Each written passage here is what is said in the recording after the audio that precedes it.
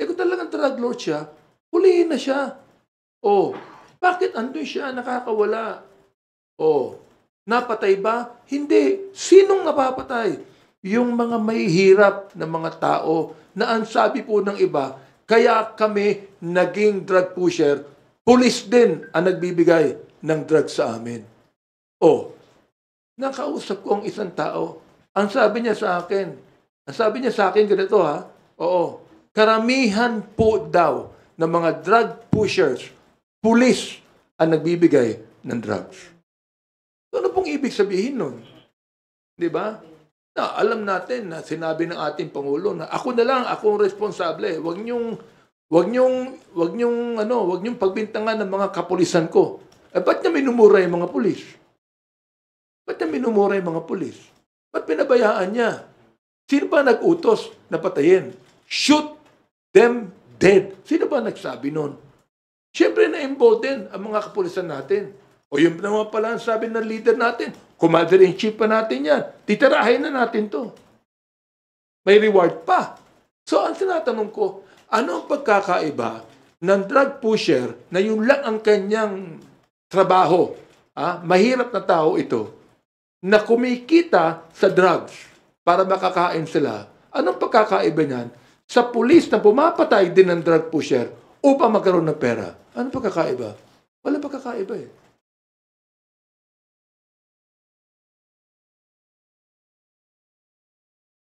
Thank you. Are you done with your questions, Tina? Yes, thank you. Okay, Nelson Tismorio from Manila Bulletin. I recognize.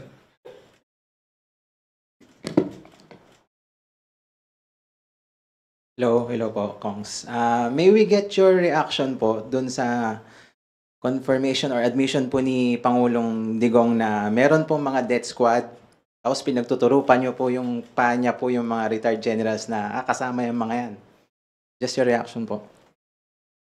Well, katulad ng sinabi kanina ni Chairman Abante, merong tayong batas Republic Act 9851. Doon sa 9851 kasi, kinaklaro doon yung defining and yung mga penalizing. Yung mga acts against international humanitarian law, genocide, saka yung crimes against humanity.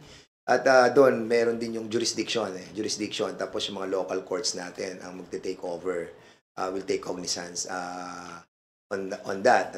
At doon sa mga sinabi ng dating nating Pangulo, admitting, yung kitang-kita naman, klaro naman, di ba? I think, alam mo, hindi ko alam kung, well, alam natin, si Presidente mahilig siya mag-joke. Sometimes hindi na natin alam kung ano yung katotohanan, kung ano yung mga jokes, ano yung tipong pinasasakay lang tayo. But being a former president and a president, I think it is incumbent upon the highest elected official to set the tone of being the top leader of the country. And sa puntong yun, medyo nag-fail tayo. Ngayon, yung mga tinura niya doon, this time, there must be responsible and he must be responsible for it. And accordingly, pag binasa mo yung Section 8 ng Republic Act 9851, lumalabas din yung command responsibility ng mga superior. And him, being the superior of the land during his incumbency, he will take responsibility on Section 8 of Republic Act 9851. So, even yung binabanggit ni Chairman Abante about sa 9851, nung binasa ko rin kanina, nakalagay doon sa Section 15 that international laws and other laws will be the source of the courts under the jurisdiction of this country. So, ibig sabihin, pati yung mga Genocide Convention, yung Geneva Convention, and also the Hague Convention, and at yung convention doon sa rights of the children, nakapol under this. Kaya, I think we need to use this Republic Act 9851 by the Department of Justice. Naman, kung sagutin ko yan, ako'y nagpapasalamat sa ating former president na at least naging honest siya. Inamin niya kasi tinanong namin si Colonel Patay, wala raw DDS O ngayon, yung dating Pangulo na nagsabi, meron. Nung mayor pa siya, Nung mayor pa siya, meron. Nung Pangulo na siya, hindi pwedeng sabihin wala na yun. Di ba? And that is binding on him. Yung kanyang admission in the Senate hearing. Sa akin po, sinabi ko nga sa aking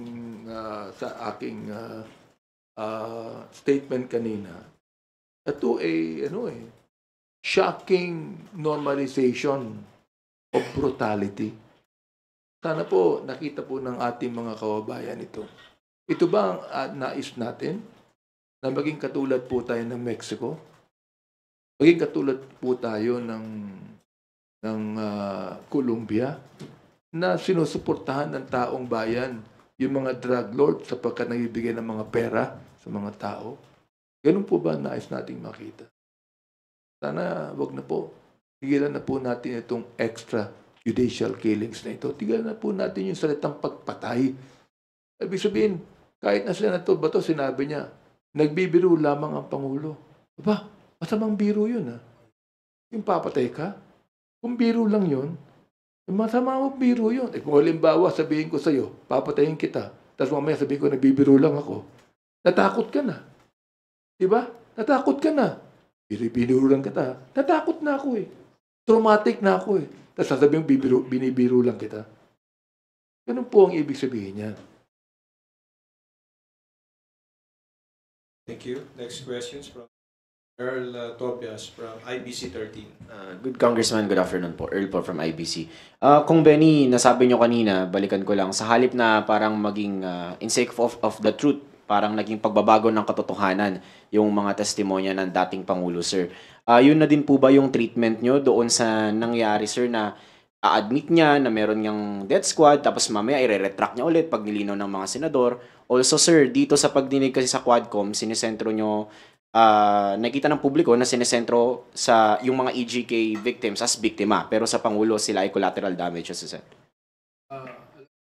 Sa akin, palagay ko hindi niya na masasabi yung nasa under oath siya, no? Nabiro ito Inamin niya na meron DDS.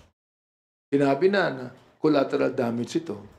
So, let us talk on the extent of the collateral damage. Ilan po ba ang napatay? Ito ilan po ba ang napatay ng mga bata? Napatay na walang kasalanan. Napatay na hindi drug pushers. Ilan po ba yan? Napatay na mga drug users lamang. Ilan po ba yan? Sabihin natin, nanlaban po yung mga yan. Nanlaban ang sabi nila. Well, nasaan po yung weapon ng mga nanlaban? With like, meron kang yung arsenal ba ng Philippine yung crime lab ng Philippine National Police. Kung 6,000 ang nanlaban, dapat sa crime lab, meron 6,000 ang mga weapons. Paano nanlaban? Pinatay nanlaban. Ano, nakipagsuntukan lang ba yung mga yan? Merong mga weapon yan. Nasaan po yung mga weapons? Yun po ang ipakita nila. Thank you po. Follow up na lang sa akin. Kung Dan, so kung may maayos naman pala na pag-uusap between some Quadcom chairs and Grijaldo, tapos doon niya sinabi yung katotohanan, and then under oath sa Senate, bigla siyang bumaliktad, blatantly lying, what do we make of this, sir? Paano natin ititreat yung nangyari na yun? Well, pupunta naman siya dito sa next hearing So we will be asking him a lot of questions, no? And most likely we will be dealing also with the yung kay General Barayuga, no? Kasi hindi pa kami